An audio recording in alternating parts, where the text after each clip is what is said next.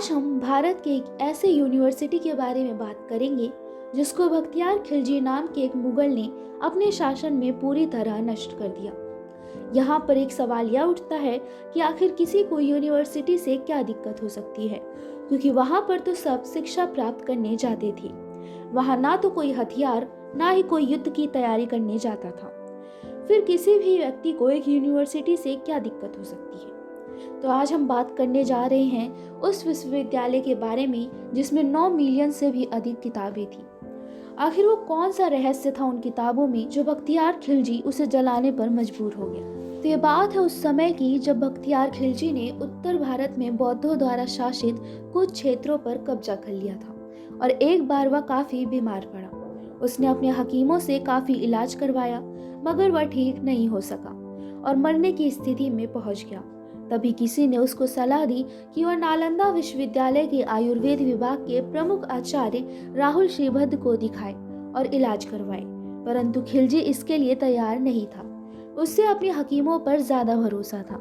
वह यह मानने को तैयार नहीं था कि भारतीय वैद्य उसके हकीमों से ज्यादा ज्ञान रखते हैं या ज्यादा काबिल हो सकते हैं। लेकिन अपनी जान बचाने के लिए उसको नालंदा विश्वविद्यालय के आयुर्वेद विभाग के प्रमुख आचार्य राहुल श्रीभद्र को बुलवाना पड़ा। फिर बख्तियार खिलजी ने वैद्यराज के सामने एक अजीब सी शर्त रख दी और कहा कि मैं उनके द्वारा दी गई किसी भी प्रकार की दवा नहीं खाऊंगा, बिना दवा के वो उसको ठीक करें। वैद्यराज ने सोचकर उसकी शर्त मान ली और कुछ दिनों के बाद वो खिलजी के पास एक कुरान लेकर पहुंचे और कहा कि इस कुरान की पृष्ठ संख्या इतने से इतने तक पढ़ लीजिए, आप ठीक हो जाएंगे। बख्तियार खिलजी ने वैद्यराज के बताए अनुसार कुरान को पढ़ा और ठीक हो गया था। ऐसा कहा जाता है कि राहुल श्रीभद्र ने कुरान के कुछ पन्नों पर एक दवा का लेप लगा दिया था। वह थूक के साथ उन पन्नों को पढ़ता गया और ठीक होता चला गया।